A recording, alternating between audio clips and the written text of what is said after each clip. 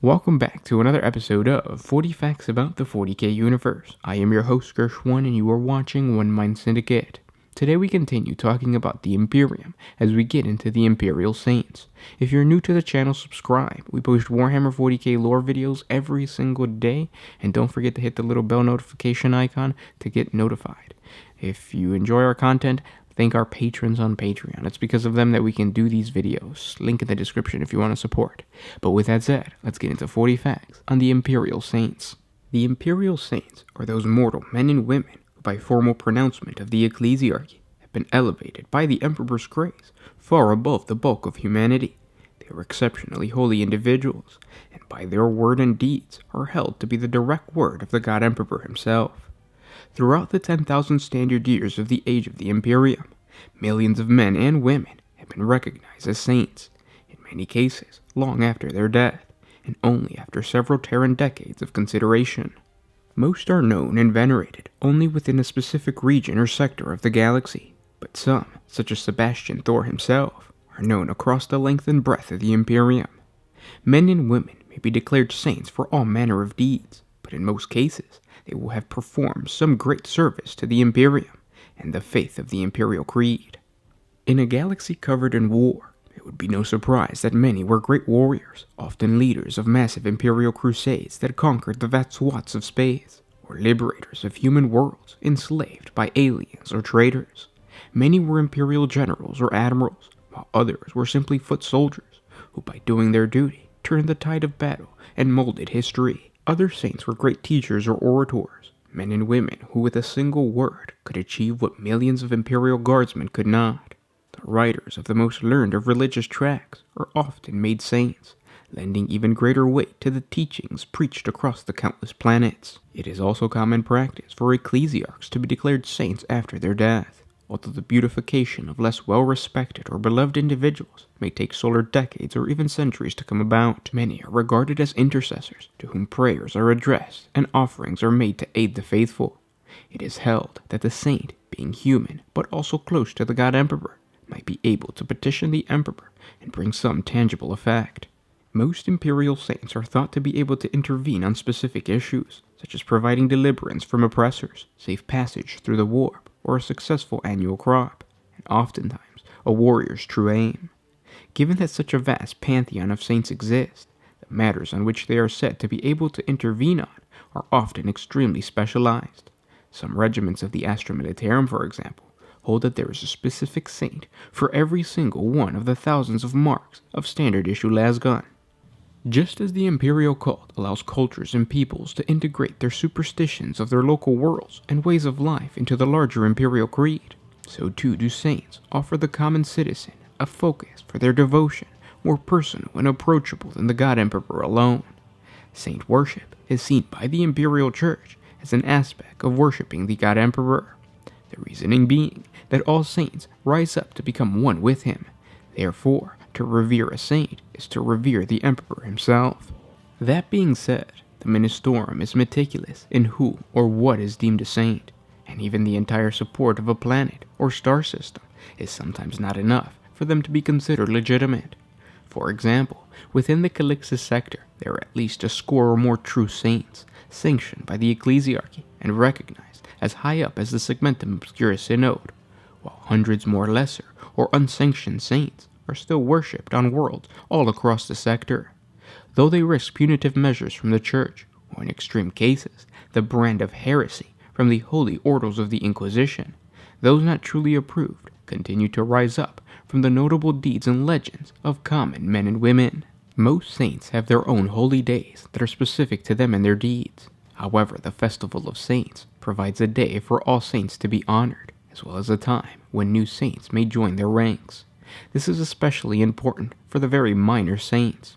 During this time, stories are told, and devoted followers try to convert people by explaining the virtues and merits of their chosen saint. As a result, it could be a dangerous time to go near a shrine, as citizens are bombarded by frothing saint worshippers dressed in bizarre costumes and spouting proverbs.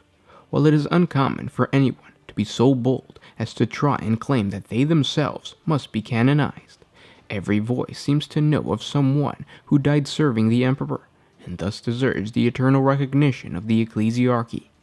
As a result, the clerics and priests are subjected to long lines of supplicants and must listen to countless solar hours of babble to then judge whether any are worthy of the greater attention of the ecclesiarchy. The most common reason to become a saint is those who participate in some type of martyrdom. There is a fine line between saints and martyrs, and in many cases, those who achieve sainthood only do so through martyrdom. However, the number of martyrs far outweigh the list of saints, though they are still honored and remembered in their own way. Martyrs are examples held up by the Imperial Church as a lesson in the ultimate expression of faith and the righteous conclusion of a life lived in the service of the God Emperor.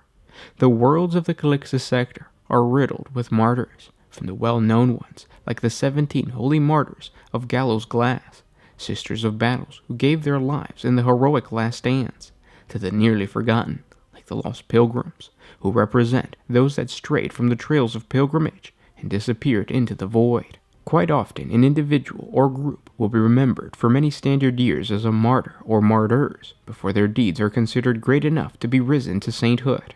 Such an example is the Trench War Saint, a nameless Imperial Guardsman said to have fallen in the Trench War, only to rise up and fight again at the side of his comrades, no less than 13 times, despite terrible mortal wounds. From reports given by the Departamental Munitorum and the numerous commissars, there has been a movement to raise this nameless soldier up to sainthood for his martyrdoms, and he has been repeatedly put forward on the Festival of Saints for the consideration of the Calixtus Sector Synod. To date, they have only deemed him a martyr of exceptional faith, and not yet granted the mantle of sainthood. And then there is the living saint of the Adeptus Sororitas. Living saints are those members of the Adeptus Sororitas who are said to be so holy in mind, body, and spirit that they somehow manifest something of a sacred power of the Emperor himself. Living saints are not beautified after their death, but rather are spontaneous manifestations of the Emperor's grace. Living saints literally glow with power, and even the least faithful will have no choice but to collapse to their knees in their presence. A living saint will usually, though not always, manifest from among the ranks of the Adeptus Sororitas, all of whom are strictly female. Typically, the manifestation of a living saint will predict some great endeavor, in which countless millions of the faithful take up arms in the name of the Emperor, and a truly extraordinary feat is performed. Sadly, this phenomenon is often short-lived, for it appears that living saints are beacons of faith that burn blindingly bright, yet tragically brief.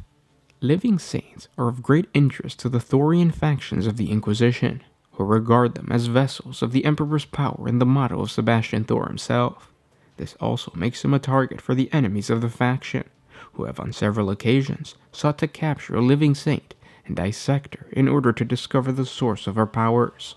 Truly devout Imperial citizens cover themselves with the symbols and tokens of many Imperial Saints. Saints have a prominent place in Imperial culture that goes beyond simple religion. Their names can be found on everything, from worlds and voidcrafts to streets and even children. Often, something that is akin to the saint's cause bears their name, such as a warship, so it might embody some of the ferociousness of its namesake.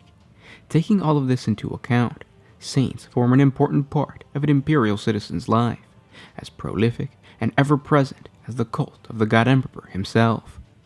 And those were 40 facts on the Imperial Saints. If you guys enjoyed this video, thank our patrons on Patreon. Link in the description if you guys want to support us. It's $1 a month. It goes a long way, so thank you ahead of time.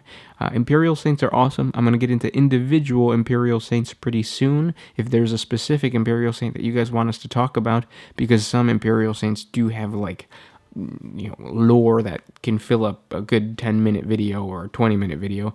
So if you have a specific saint you want me to talk about, comment down below. But with that said, I'll talk to you tomorrow. This is Gershwan with OneMindSyndicate, signing out. Always